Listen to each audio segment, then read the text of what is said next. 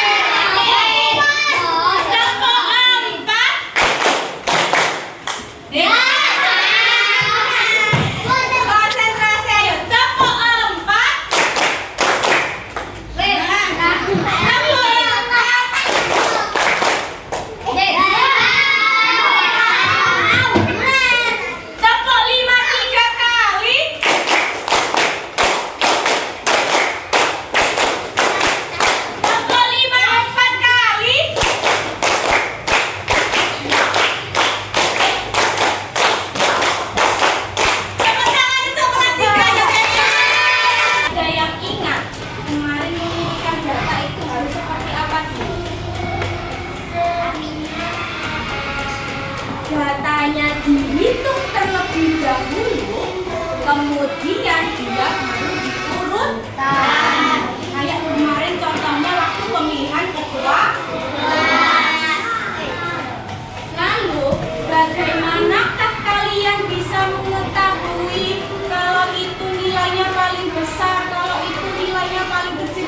Siapa kemarin yang paling besar? Heri. Siapa yang paling kecil?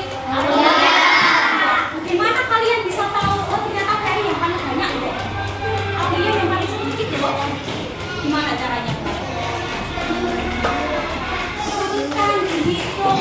Juga 3 anak.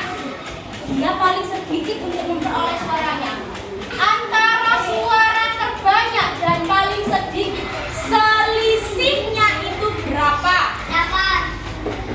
selisih. 3. Ada yang menjawab 5, ada yang menjawab 8. 8, 5, 3. Yang mana yang betul? Jawabannya adalah 5. Bagaimana bisa? Kok bisa ya ketemunya itu 5, selisihnya itu 5? Karena selisih itu adalah dikurangi. Jadi kalau ditanya berapa selisih nilai terbesar dengan nilai terkecil, dilihat di sini nilai terbesarnya berapa? 8. Selisih berarti dikurangi, diingat-ingat. 8 dikurangi berapa? 3. Sama dengan 5. Sekarang kalau ibu tanya, apa itu jangkauan? Nilai terbesar atau nilai terkecil. Nilai terbesar dikurangi nilai terkecil. Jadi kalau dituliskan rumusnya, jangkauan adalah nilai terbesar dikurangi nilai terkecil.